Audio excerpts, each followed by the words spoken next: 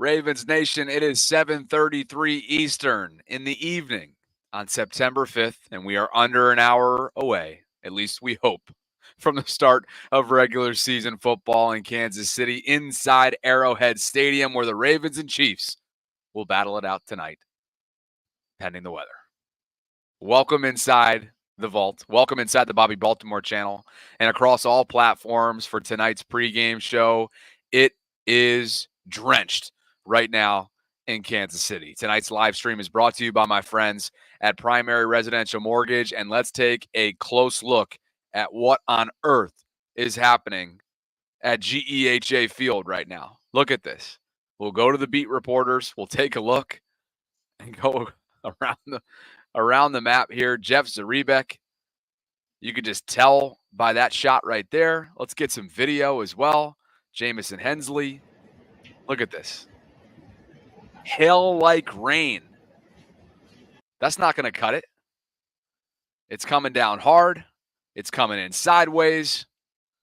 And again, kickoff is set for about 40 minutes from right now. The Baltimore Banner catching some of this as well. Yeah. Not exactly ideal football weather. Not exactly the best way to kick off this season. Here's the actual forecast. It's 87 degrees in Kansas City, a high of 92, a low of 59. Rain is expected to stop in 36 minutes, and Kyle put this out at 7:28, 7 minutes ago. So we could potentially be looking at somewhat of a delay here, but you get the point. It's raining down hard, and that could become a factor tonight, whether it's rain continuing or perhaps the field conditions being a little slick.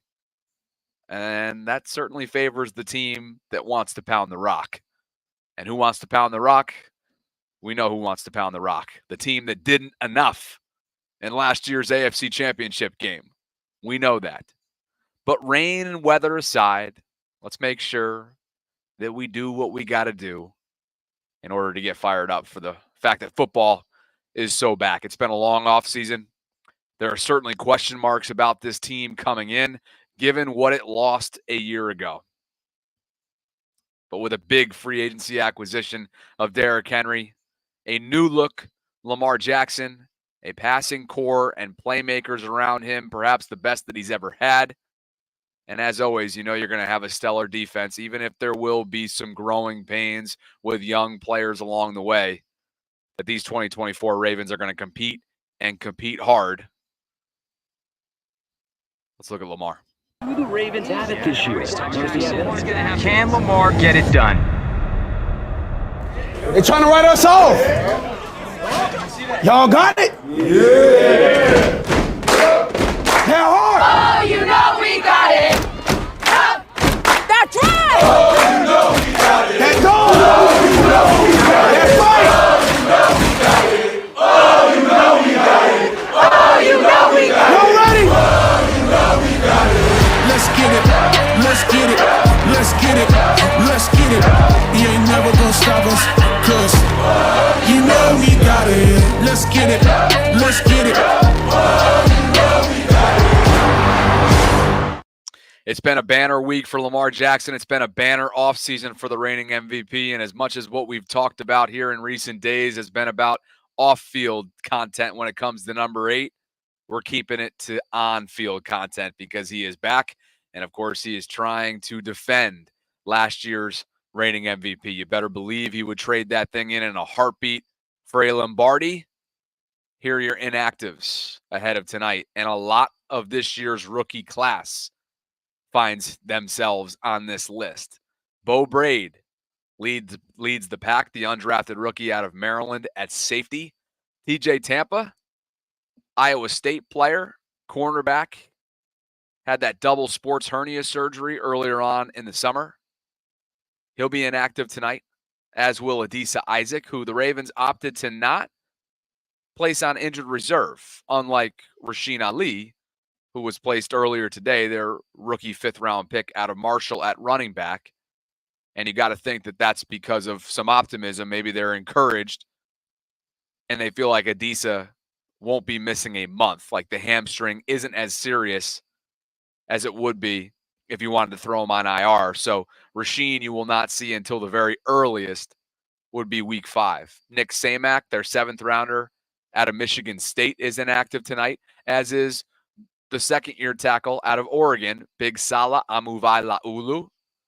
Devontae Walker at wide receiver, 4th rounder out of UNC. And Brent Urban, probably the biggest surprise on this list, just given the experience that he has up and down the defensive line. And we'll get into what all that means as we sort of take a look at tonight's inactives. Bo Braid will be joining us live tomorrow at 12:30 Eastern to help us break down this game inside the vault. Really looking forward to having, again, sort of the feel-good story, much more than just a feel-good story, too, from the summer. But Bo, in terms of his NFL debut, regular season-wise, will have to wait another week. What are your thoughts on this overall list? Sanusi Kane is the late-round rookie out of Purdue. He gets the opportunity to make his potential first career start. A lot of these guys will handle special teams roles. Kadar Hallman was the practice squad call-up, along with John Kelly, who's going to serve as RB3 again. So no Rasheen Ali. And the corresponding move for him being designated to injured reserve was Josh Ross, the former undrafted rookie out of Michigan, who will serve as some depth at inside linebacker and also, I'm sure, serve as a special teams role as well. What say you guys in the live chat? Brian Spar says the Ravens are going for experienced special teams players with their 2 practice squad activations, for sure. Clinton says, sounds like with Brent Urban, we wanted more blitz and outside rushers versus being worried about the run from Kansas City. Well, if this weather keeps up, all we're going to be seeing is running. Running. Ryan Mink tweeting out just a minute ago. Rain is relenting, and there's clear skies, at least for now, on the horizon, looking promising for kickoff being on time. So that's the latest weather report right there. Leon, thank you for your super chat donation. Appreciate you.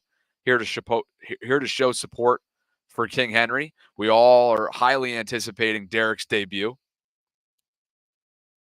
with the Ravens. Maurice is chiming in from Seattle, Washington.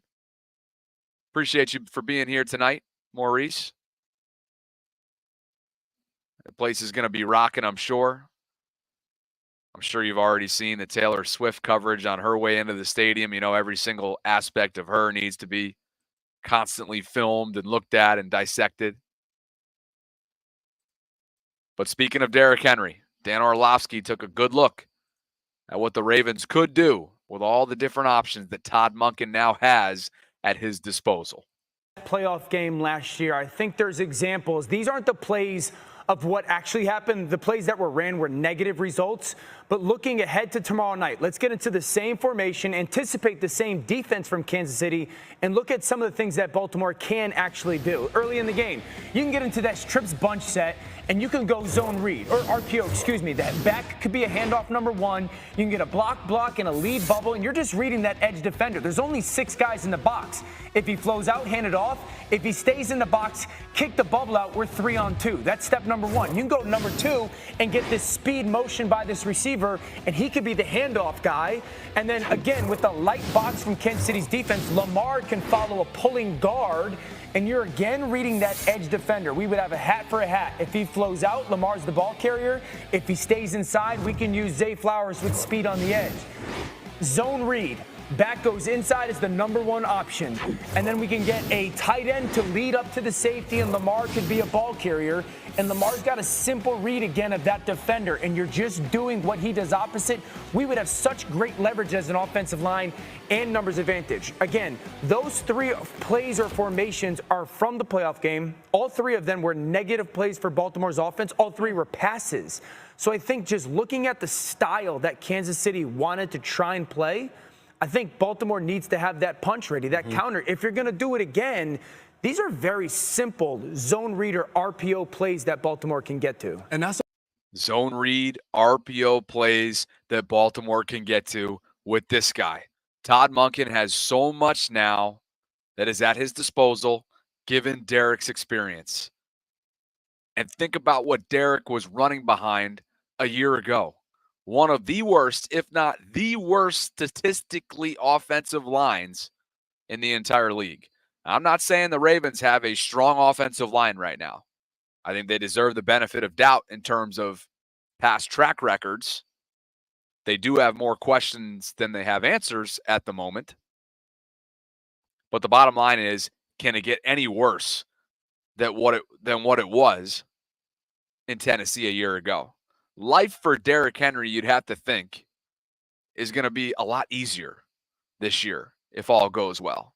Now, you heard some rumblings, whether it was from Eric DeCosta himself a week ago on Friday, who basically said, expect some hiccups. We decided to go with a youthful movement, retooling and rebuilding our offensive line. And when he made those comments and he was essentially like, hey, we should have it together in a year, I know it sort of disrupted some of us. And some of us were thinking, holy hell, a year from now? We're just days out from playing the back-to-back reigning Kansas City champion Chiefs. We can't have it a year from now meshing. It needs to be right now. So perhaps there are internal concerns. We know that there are certainly external concerns, and we've voiced them here inside the channel. Former NFL quarterback Chase Daniel, who's now on the new Fox Sports show with everybody's favorite, Emmanuel Acho, and several other panelists, former players, had this to say earlier this week in terms of what he's hearing out of the castle. Prove to the rest of the AFC that somebody can contend with the Kansas City Chiefs. Is it Lamar and the Baltimore Ravens? I don't know. We'll see. Lamar is 1-4 versus Patrick Mahomes. 0-1 in the playoffs, that AFC Championship game. You got the number 1 seed last year. And what did you do? You got a home playoff game. You got the Chiefs exactly where you want them. Yeah. And what happened? They lost that game. You got to start the season off right and get a victory. Look, Detroit Lions went in last year to KC, won. KC still won the Super Bowl, right? Like, you got to put on notice the rest of the AFC, like, this is how you beat Patrick Mahomes. And one thing I want to point out, you got to keep him healthy. Okay, if Lamar Jackson is healthy, he's 64-28. Without Lamar, they are 4-10 without him. And speaking to some people in the building internally this morning, they're a little worried about that offensive line. Can I ask you a question? Yeah. Lamar Jackson go out here and they beat up on the Kansas City Chiefs and they play him in the playoffs. You picking Lamar? No. Exactly. Right? So it means no. But let me tell you this. But I will say, this is what I'm saying internally for that offensive line, though. Like, that's sort of a big issue. That's their only question mark on that team. They lost 2 to free agency and Morgan Moses trade to the Jets. Those are starting offensive linemen and a tragic loss of their offensive line coach as well. It's a huge deal within the building. So it's a whole lot at play. Yes, it's game 1, but put the rest of the league on notice. Chase Daniel, former NFL quarterback, had that to say earlier this week, and the specific quote there that I wanted to pull out had to do with the offensive line, right? And none of this was really a surprise, by the way. If you've been following us, if you've been following Eric DeCosta's press conference over the last week, like, none of that came as a surprise. But what he did say was, speaking to some people in the building internally this morning, they're a little worried about that offensive line. Well, no shit, Sherlock. Like, we get it. There are as many questions as there are with any position group on the team when it comes to the offensive line because of the experience that walked out the door. Thanks to Shane Ross for your $9.99 super chat donation tonight. We appreciate you, Shane. Hey, Bobby, I've been watching you and Sarah do your thing. Both of you are fantastic. Much love. Much love to you, Shane, and thank you. And before we continue the conversation, by the way, I just dropped in the live chat a link. If you want to call in and give me a quick thought, the guest lines are open. You know, I like to do it during the pregame show. I know you guys have been wondering and asking for it. So there is a link that's in the live chat. If you want to hop on and give me a quick thought ahead of tonight, please do so. Before we do that, this episode is brought to you by my friends at Primary Residential Mortgage. And you know their Photoshop department, boy, do they love me. They love putting me on these graphics. Well done by them. By the way, that's got to be pre-hair transplant. Just saying. Just saying. Did you know that PRMI offers up to $25,000 in down payment assistance, making home ownership more accessible than ever? It is true. And as a proud supporter here of me inside the channel, PRMI is also covering your closing costs up to $750 for applications that are submitted by February 9th of 2024. And what they mean by that is February 9th of 2025. To take advantage of this special offer, you can simply apply through the PRMI Mid-Atlantic website. Just mention my name during your application process. It is super simple, does not take all that much time whatsoever, and do not miss out on these incredible savings. You can get started today and get your home buying process going by clicking on the link that I have included in the top of the show notes below. And a special thank you to Primary Residential Mortgage for sponsoring the channel. The guest lines are open, and as promised, I do want to start to funnel you guys in here and give you guys a shot to talk a little bit about tonight. We're going to be talking matchups. We're going to be talking predictions, of course. It's an 8:20 kickoff. We're about 30 minutes out. I will give you a quick weather update. Fans are returning to their seats at Arrowhead, so it sure looks like, barring any, knock on wood, any kind of lightning strike or anything like that, it looks like we will be on time tonight. And thank God that the primetime games are too darn long, not long, but too darn late as it is. So guest lines, here we go. Julian, then Manuel. Let's get it going. I haven't seen you in a bit, my friend. It's good to see you. Hey, Bobby. I just woke up from a nap, so I had to jump on here and see how you were doing.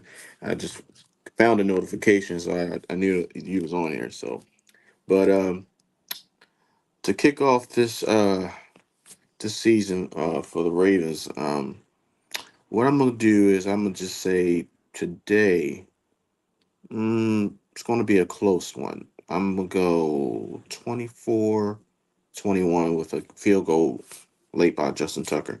That's the route I'm going with today. 24-21, late field goal by Justin, who, by the way, the most anticipated pregame routine in the history of pregame routines. Yeah. And guess what JT9 did? He stood on business, and he walked right out there and did exactly what he did last year at the bank. Yeah. Got to love that. I mean, I just don't understand that aspect of Travis Kelce getting upset about that. I just, like, why pick on him? Like, why do that? What's the meaning of that? And what was you trying to call? I mean, you guys won, okay, but what was the comments afterwards? Like, oh, he shouldn't have did that. We were in game mode. I'm like, okay, like he does this at every game, though. It's Travis being Travis. You know how he goes. And by the way, the new cut, I'm just going to say this. The new cut that he's sporting, borderline punchable face he's got right now. Yeah, he has a That's why I'm just like, all right, we have to win tonight because I cannot go to work. Well, I'm going to work tonight because I had to work the graveyard shift, but I got like a couple people that are not Raven fans, so I got to deal with that at work. So it's like, Hang in gotta there. win tonight. Yeah. So it's gonna be one of those. But I'm gonna definitely keep a watch on the game while I'm at work too. So I'm gonna just do that as well. But I'm gonna let you go, Bobby. I know you got a couple people on after me. Hang in there, big fella. Go do it. Go fight the good fight tonight. I will, man. I'll hold it down for you. All right, Julian, appreciate you. The guest lines are flowing right now. I just dropped the link for those of you who are wondering how to access it. Manuel and Dre Dog, you guys are right up on deck. But first, what T Sizzle had to say during one of his many national media appearances in recent weeks. Sure, first and foremost, because Baltimore, that's a straight blue-collar city. And if you don't play well, you're going to hear about it. You're going to hear about it throughout the week. And, it definitely affects us. You know what I mean? When the Ravens are winning, the crime in the city goes down. You know what I'm saying? Like, it's crazy. Yeah. So it's like, to be the face, man, you know what I mean? It's a tremendous honor, but if you don't play well, you're going to hear it. So they got to continue to play well. And as far as, getting over the hump, you know what I mean? We can't just rely on one or two players. It's got to be a team. Everybody's got to be, pot committed, so to say. Everybody's got to be a Super Bowl or bust. You know what I mean? It's like, as we clearly learned, teams change every year. You know what I mean? You're not going to have the same team you had the year before, So when it's your time to when you're the best team, you better punch your ticket because championships are guaranteed. You know, the days are long, but the years are fast. And, you know, your window of opportunity for winning the Super Bowl, it will rapidly close on you. So every man on that roster, it can't just be, you know, MVP Jackson you know, trying to lead the team. Everybody is kind of like, all right, put it on themselves to kind of get over the hump. T. Sizzle, one of the several inductees who are now eligible for 2025 Canton Pro Football Hall of Fame candidacy. So best of luck to Sizz. First ballot, if you ask me. The sun is now shining in Kansas City. We will get back to the guest lines in just a second here. But that got me thinking. And you heard Sizz right there, not mincing words there at the end, right? It's got to be more than MVP Jackson. And one thing we saw last year in the AFC Championship game is while Lamar, leading up to the AFC Championship game and throughout much of last year, spread the burden around, right? Had balance, had a certain variety to his attack. What happened in that game was really bizarre. The moments where he had potential to take over, open windows, open lanes, easy checkdowns, things of that nature, using his legs, he didn't necessarily take them. And I can remember that game. I can remember our post-game show thinking to myself, what was up with Lamar? In a recent piece and a profile done by Kent Babb of the Washington Post, Lamar maybe shed some light in terms of where he was at in late January, 6+ months ago. I'll read for you a direct quote about the game itself. Quote, how I'm feeling right now. This was after a practice in June. I wish I was feeling like this, body-wise, in the AFC Championship. We would have won the game. I would have been able to move around for my guys. With me just hurting and can't move, I know if my legs were good, we would have won that shit. We wouldn't have even had to throw the ball. F throwing the ball. This quote right here making its rounds throughout social media as you would expect. But what that tells me is a couple things. One, the way in which he felt that day in the AFC Championship game, a do-or-die opportunity with a Super Bowl appearance on the line, shaped the course of his offseason, shaped his new physique, shaped the way in which he dropped weight. And maybe even more notably than that, Lamar was not healthy in that game. Now, any player in the NFL, the most violent sport out there, after a grueling 5+ month season at that time, nobody's healthy once you get to late January. But perhaps was he more than just banged up? Begs the question based on what he just had to say. Back to the guest lines. I would love your thoughts on this. Manuel, I know that you were chatting with me earlier during our live stream when I was talking about this and kind of instantly reacting to it, being that it had just come out. I had just read it after a very busy day. Your thoughts when you read that are what? Hey, health and weight. He even said it in a couple of interviews during training camp. You know, he was trying to eat healthy because, you know, all those, you know, popcorn, shakes, candy, all that garbage stuff for a healthy athlete, that's just detrimental. And I think, like I said on your last live stream, is that the more weight you have, the less time, the less fast you recover from any injury. I mean, we see it with all lines, regardless if it is from the hip down or the hip up. If a shoulder, arm is like, oh, for us, in between quotes, normal people, it just takes a week and a half sometimes. But for them, because of the weight, because the circulation of their body, you know, it takes a lot more. It's more mass. Hey, let me quickly get in here, Manuel. It's an 8:40 adjusted kickoff, 8:40 Eastern. So about 43 minutes from right now, it's going to be moved back 20 minutes. Players are starting to take the field for their final warm-ups, according to Jeff. So it's a 20-minute delay, all things considered, because of the weather conditions. Not so bad. So an 8:40 kickoff. Everybody mark your calendars, and guess what? I guess that means we're going another 40 friggin' minutes on here. Why not? It's not like I've streamed today, right? This is only my third of 4 streams coming up. So anyway, Good stuff, brother. It's always great to see your face. Great to hear from you. I'm sure we'll catch up with you on the post-game show in what will be 4 hours from right now. Hey, I even got ready for the season. Not just Lamar Jackson jersey, but I'm doing what last year, man, because that was giving us luck. I found a box of Mountain Dews, 15 of them. So if they win, I drink one Mountain Dew. If they lose, it's just nothing. Okay. So it's 15. Maybe it's, a 12 and 5, like I said, the low bar, and then the 3 ones of the postseason game to the Super Bowl. So all right, you fair never enough. know. God bless your sleep schedule. Hopefully you respond well to caffeine, my friend. Hey, I hope you sleep well. I know you have Manta, but that's just part of it. Your schedule with interviews, Kurt Warner, Bo Braid. Who was the other guy that you mentioned? Danon Hughes, former Chiefs wide receiver, helped us preview. Yeah. So there you have it. You're getting famous. Thank you, brother. I'll talk to you soon. All right. Thanks for calling in. Bobby and Funny Looking Yo. What a name you got there. You guys are on deck. But first, let's take a look at what the heck's going on in Kansas City right now, because I believe we're seeing a rainbow high above Arrowhead. Perhaps a sign of things to come. What's over the rainbow? I don't know, but I'll let you guys take a look via the share screen. We'll mute that. Hopefully I don't get docked copyright, but there is the rainbow over GEHA Field.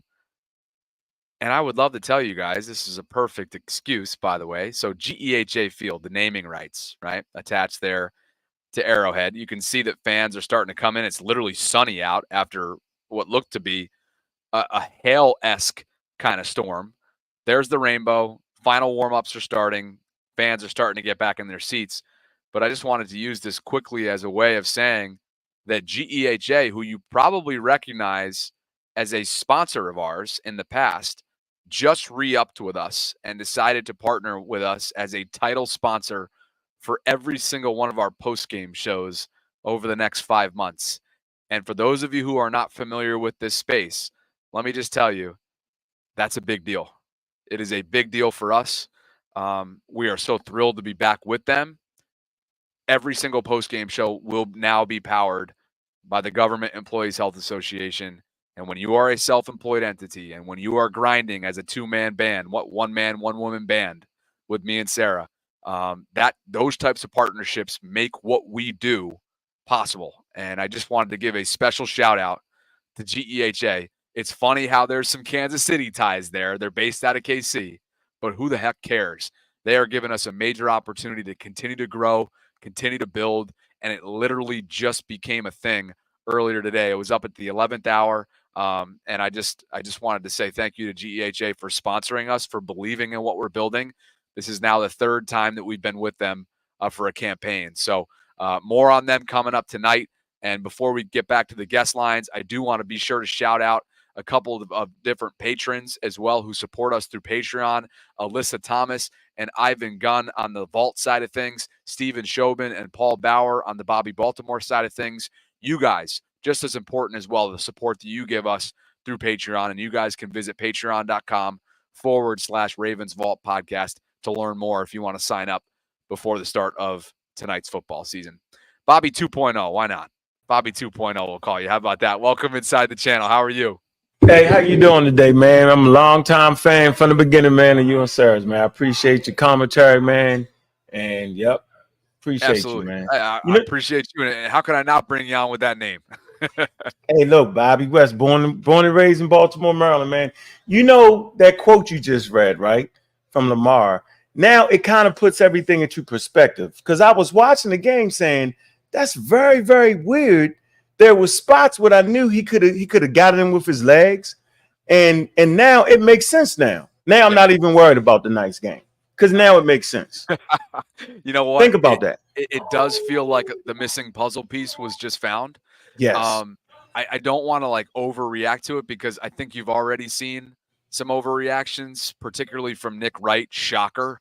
earlier today, he essentially took these comments as at face value in terms of F throwing the ball, and he was like viewing that as like, I think really Lamar, this is the way he feels. I think this is the way he believes. What kind of BS is that? Crazy. Lamar once said within the last year that with all the weapons around him, whether he was joking or not, he thinks he could throw for 6,000 yards. Of course, passing is a big part of his game. Of course, it's a big part of his priority. So, Bobby, I'm with you in the sense that it does start to kind of make it less murky from last year. Absolutely. I don't know how far I want to take it in terms of what that means moving forward, but I do think that it could be a component of what shaped his offseason game plan in terms of the new physique, the dropping weight, and the overall nutrition side of things. So, okay, let's be real. When we started to see Lamar start to get big, for me, I felt like he was out of shape. And then when I seen his acceleration being gone, I said he's not in the best possible shape. He's making excuses. His eating habits can't be too good. So I kid you not. I never fed into he's bulking up. I was like, no, the type of athlete he is, he needs to stay that particular size. And so when I seen him get small, get back to his regular size, and now I'm seeing his quote, I kid you not, he was basically saying there were spots where I was forcing the ball and I would have took off. I get that. Yeah. No, it's simple.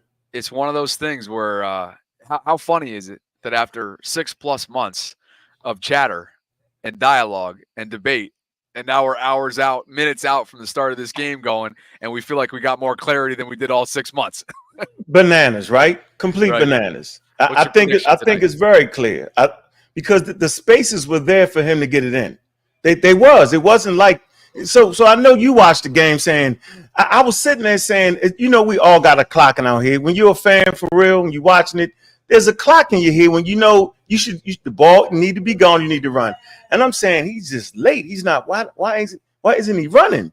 Yeah, I watch today's game. I tell you what, we're gonna enjoy this one.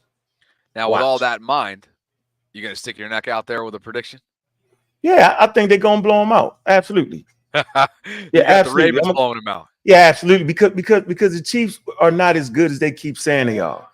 I'm telling you, with Lamar having what he needs, with their running game we got, and with those receivers going to start coming into their own, watch, they're going to blow them out. It's going to be like they're going to start off where they left off at before the AFC Championship game. This I promise you. You heard it here first. Bobby West where in Baltimore? Well, I'm in Atlanta now, but I'm from Northwest Baltimore, Hilltop. Heck yeah. 21215. Heck yeah. Born and raised. Check it in, baby. I appreciate you for coming on. And appreciate do it again. This is a good call. Do it again. Absolutely. Appreciate you, Bobby. Look forward to it. Tell Sarah I said what's up. Will do. You enjoy tonight's game. And you heard it there first. Northwest Finest is saying a blowout. How about it? Funny looking. You ready? Up next. The live chat, by the way, is open. Meaning the link is in the live chat. If you'd like to call in and give me a thought. We're not 14 minutes out from the start of this game. We are now got my math on live. 34 minutes out from the start of the game because of the 20-minute delay due to the weather. So that's the latest. That's why we're going to go a little bit longer. Now let's go back to the guest lines. You really want to be called that? You sure? What's up, man? So you sure funny looking that's what you want? What's going on? You really want me to call you funny looking yo? That's my name, man. All social media platforms. I do I'm a motivational entertainer. I do content, so that's my name. And I be commenting in the comments as Fly. Oh, okay. Yes, Fly. So well, hey, where's Sarah at, man? Nah, I'm just messing with y'all. As they say, I don't really know what else to say. I just wanted to get on here. This is my first time actually tuning in live. You got me in front of 100,000 people, right?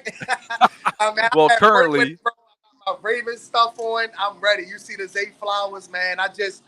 Like I said, I don't really know much to say. I had a big take, probably in April. I'm gonna say it just in case it happens.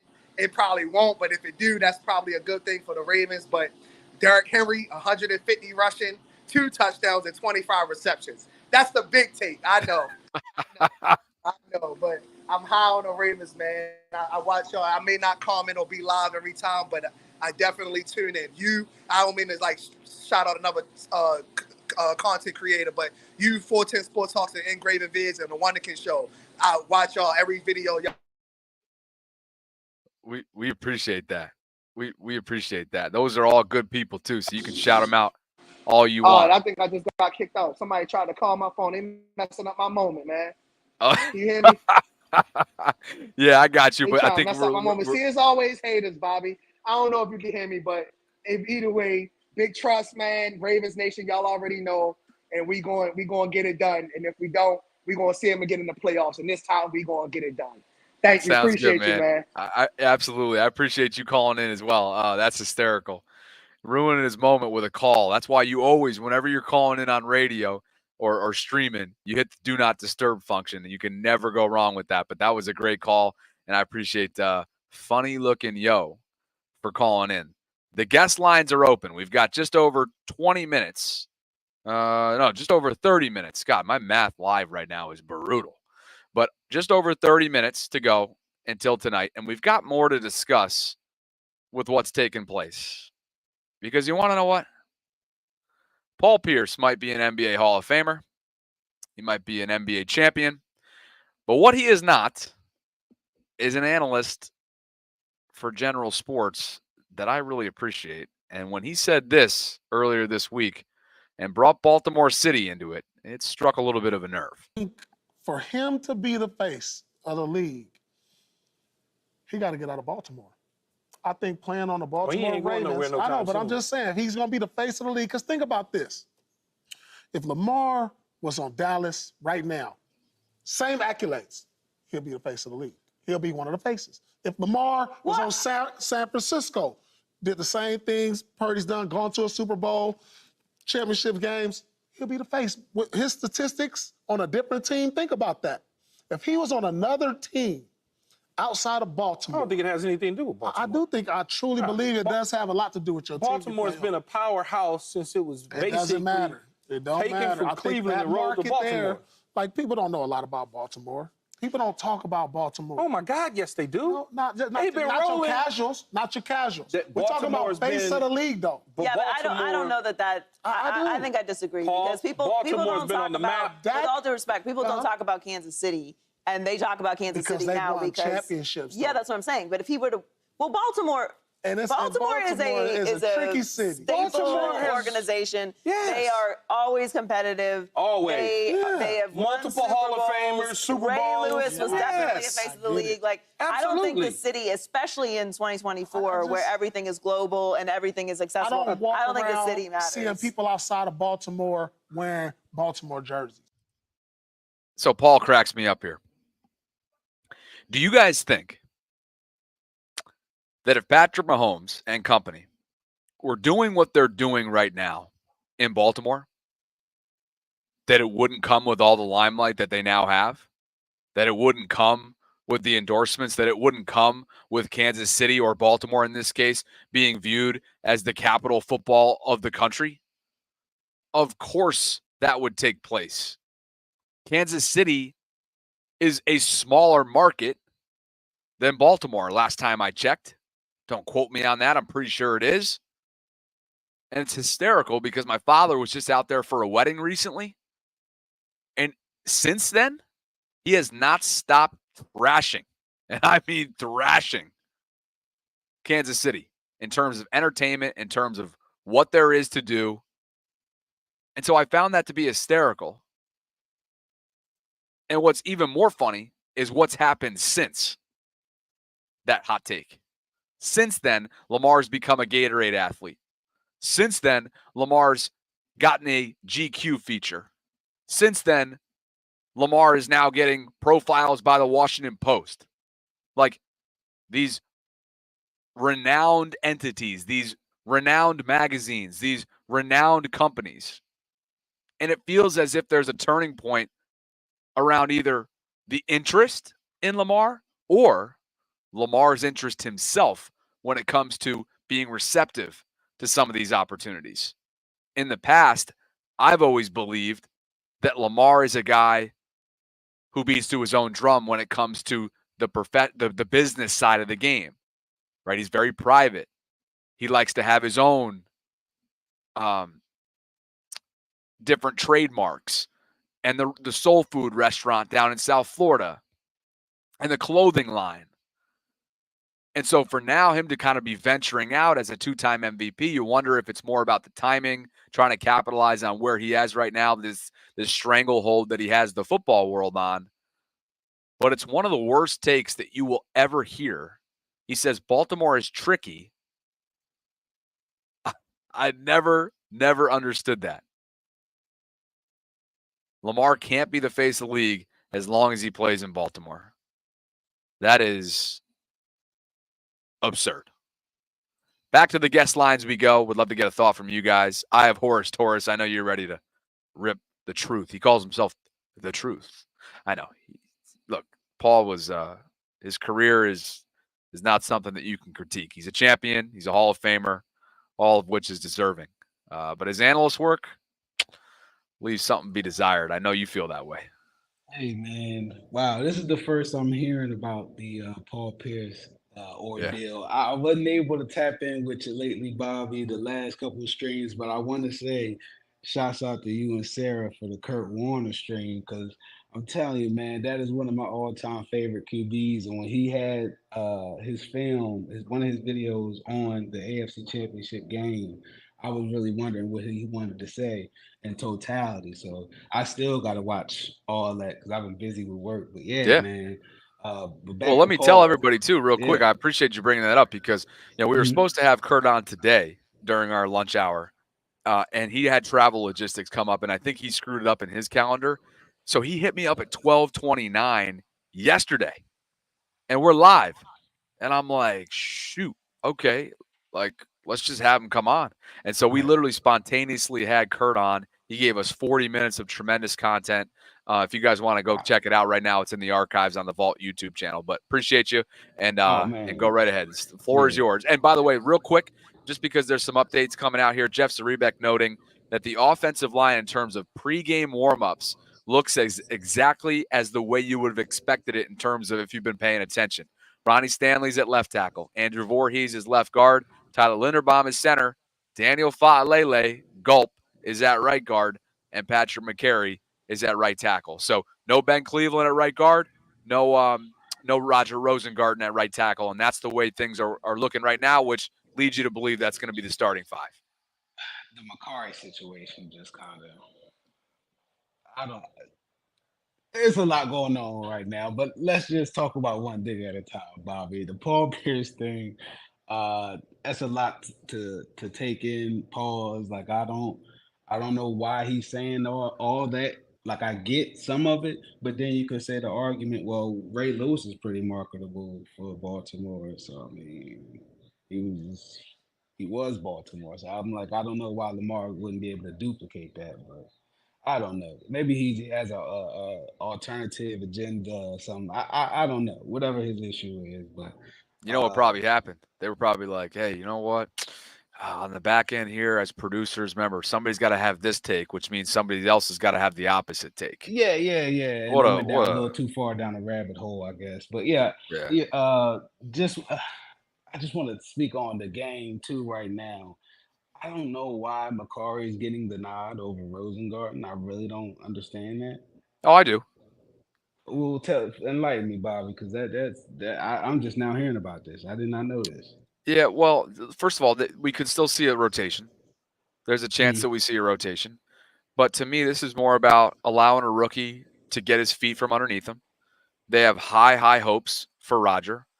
Patrick is a safe bet no matter what position you have him playing. I think we all know that.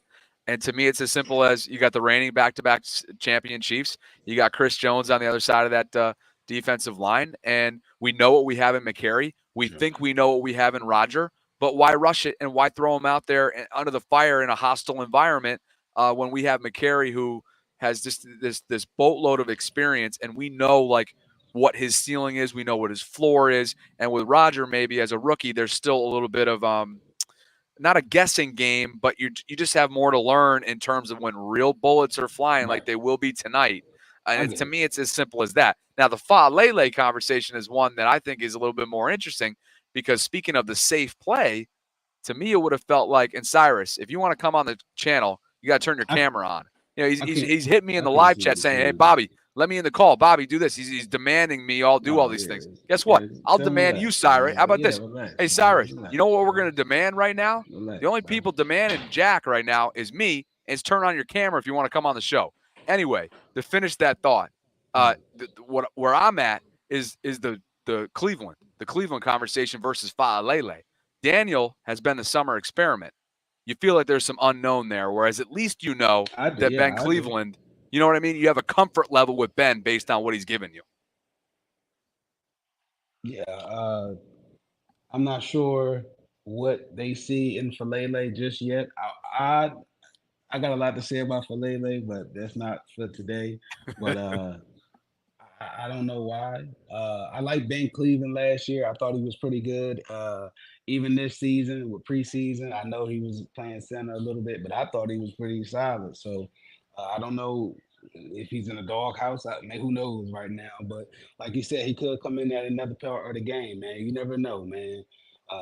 It's a lot of game to be played today, and I hear it's raining and muddy out there. So yeah. I'm looking forward to this game now, even more so. I think it should be as simple as handing the ball off to Derrick Henry and Justice and let him run wild, man. There's no reason to get real risky in this one, but we just need to handle business. But I also wanted to talk about too, real quick, before we get off of here, the comments with Lamar. I don't know what prompted him to say this. I don't know what the question was. At the end of the day, I'm still rocking with Lamar. But I did not like hearing that. And it's one of the many things Lamar has said that I was not a fan of, but I did not like hearing that. I'm not going to lie. From the Washington Post article. Yes, where he was, where we at? Let me see. Where, yes, he was talking about his body and stuff. F throwing the ball. You know, that's fine. Whatever prompted him to say that is how he feels, whatever. But in my interpretation, like I like playing pool. If I played a tournament of pool to a point where I play the final person, the top dog, if you will, and I happen to lose, me personally, I'm not going to come back 5 months later and say, "Oh, my pool stick was a little, it didn't feel straight." You know, if I had a straight pool stick, I probably would have. That's just me. I'm not going to say that. So I don't know what prompted him to say that, but maybe it was something to lessen the competition, to lessen the verses right now. I don't know what made him say that, but there he is. There he is. A big game, man. Certainly not the biggest game of his career, but the biggest one. Must win. This is a must. This is. And I want to say this too before I get off of here. I truly believe this is probably going to be one of the most dynamic duos ever in NFL history. I don't even think I'm prepared for this. I just see something great happening from this, man. Lamar and Derrick Henry. I heard Derrick Henry on Marlon's podcast the other day. He literally sounded like how Lamar did and does when he talks about winning the Super Bowl. So I think these two are laser focused on one thing, and that's what we need. Look at this place, boy. I'm gonna let you go, Taurus. I appreciate you for calling in. And enjoy tonight, all right? Appreciate you letting me in, Bobby. Yeah, appreciate you letting me in, man. Enjoy tonight. Absolutely. I appreciate you calling. The live access link, by the way, the game is not a minute in right now. Remember, it's a 20-minute delay. Cyrus, I saw your video on a second ago, so I will bring you in if you'd like to turn that sucker on and we can get you in.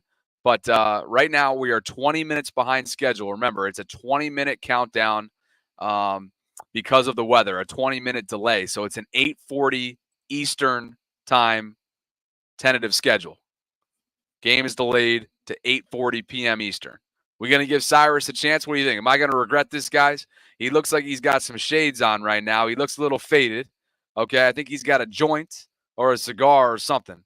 I think he's going to be talking a lot of junk if we bring him in here. So everybody, make sure you protect me when I bring him in here because I think he's coming in hot. I can just tell he's having himself a night. So we're going to give him a shot. I might mute his ass, but we'll give him a chance. All right? Now welcoming Cyrus Luke Corney. That's what he says his name is in the guest line. All right? He's been talking smack to me in the live chat all night long. He's going to have a shot to say it to my face now. And we're going to give him a chance to right now. Cyrus, welcome inside the vault. Hold on, Bobby. Hey, Bobby, I love you, man. Stop that, man. We from up north. You from New York. I'm from Jersey, baby. I'm Bobby, sorry. where the I was love? in it. Come on, Bobby. Where the love at? I just dropped my headphones. I told you I'm smashed right now. I didn't know I want to do this, but I do got a couple of questions. I do feel like a lot of purple Kool-Aid going on. A lot of excuses for Bateman. I'm definitely coming in hot. Yes, Luke is corny, but that's not what it's about. It's Bobby right now. I love y'all, man. I've been following Sarah for a long time since Twitter. Know what I mean? I've been watching her for a while. I love y'all, man. Keep up the good work. You know what I mean? I ain't going nowhere else for my Raven contact. I mean, I'm getting in trouble at work. They like take the headphones. I got to hear the podcast, baby. I got to hear what they talk about. I appreciate that. I hope we win. I hope we win tonight. Come on, Bobby. We from up north, man. You know I got to be aggressive, man. I'm just being myself. Where are you from in Jersey? I'm from the East Orange, North area. You know, Okay. the gutter, the dirty, the dirty, I dirty. got you. Yep. You know where I'm at. Yeah, of course. I pay attention. I hope everything working out with you and Miss Lady. I really do, Bobby. I'm happy for you. While you were telling us you went on a date, and you know, I was all yeah. I was Oh, hoping Bobby was striking tonight. the I was Hoboken hoping girl? Bobby was going. The who? The Hoboken girl? Yeah, I don't know about the Hoboken girl, but I know it was the girl that you was talking about. He was dating. And I was all for it. I was in the front of the mob with the pitchfork. Thank you. But just to get back on the Ravens topic, I'm tired of hearing the Bateman talk. I don't agree with what you and Sarah said about Wade making it. You know, Wade should have made the team over Hardy. Hardy's 5'6". We got enough small receivers. We've already been through that experience. Okay, I wait a do think second now. Wait a second now. If Deontay's not making your team, who's going to become your return specialist? Come on, we got Wallace, baby. Come on, he put on the team. You like Tylen enough? I think you're becoming a prisoner of the moment with that walk off last year. A prisoner of the moment, but can we honestly sit here and say that Wallace had a great opportunity to really show what he can do? I mean, he's been so far down on the depth chart that we don't never really get to see what he could do. And that's how the Ravens is. You know, draft him young, make him wait 3 years, and then when they do have a breakout season, they can pay him less. That's how they do the offense. We all know that. Tylen, from a wide receiver standpoint, I agree with you, has not been given ample amount of chances. I think they know who Deontay is as a return specialist. They saw what he did last year in Buffalo with the longest return of the entire season. And when that dynamic kickoff rule was kicked in and adopted, wait a second, when the NFL adopted the XFL's kickoff rule, I think they saw Deontay as Devin Duvernay's replacement immediately. By the way, Roquan is breaking down the huddle right now, and Ravens football is so back, Cyrus. I'm going to let you go, but say one more thing before you go. Love you, Bobby. That's all I got to say. Love you, Bobby. Keep up the good work, baby. Keep up the good work, man. You I would say have fun tonight, but I know you already are. I'll catch you. I'm there, Bobby. The Jersey kid. He's faded. He's got the sunglasses on. It's dark as hell, and he's got his sunglasses on. And by the way, before I actually brought him into the outside the waiting room, he was smoking on something. I don't know what it was, Cyrus, but you're having yourself a night. And you're kind of making me jealous because I would love a stogie right now. I'll tell you that. But that ain't happening tonight. Okay. We're going live to the huddle. Let's go back to the screen share mode because I want to give you a live look of what's going on courtesy of Brian Wacker from the Baltimore Sun. Look at Rowe in the middle of that pile. If that doesn't get you going, look at Lamar on the far left. He's like, look at Lamar on the far left. Lamar's over here. He's listening to Rowe being like, look, I'm not even about this. Pat Ricard's looking like he's ready to run somebody over. Big Mike Pierce, number 58. Who's jumping right here? 16, Tylen Wallace is in on it. Adafe Owe, 99. Look at Rowe, though. You can't make that stuff up. Agent Zero has come in here and in literally 2 short years taken over and become a co-face of the franchise. I think this is hysterical, though. Lamar's here on the left. Roquan's over here, and everybody's locked in besides Lamar. Garrett Downing getting all the social media right here from the lounge. Look at him go. I'm just glad the weather's taken care of. Hopefully it's not too Hopefully it's not too soaked. But that's a little primer that you needed right there.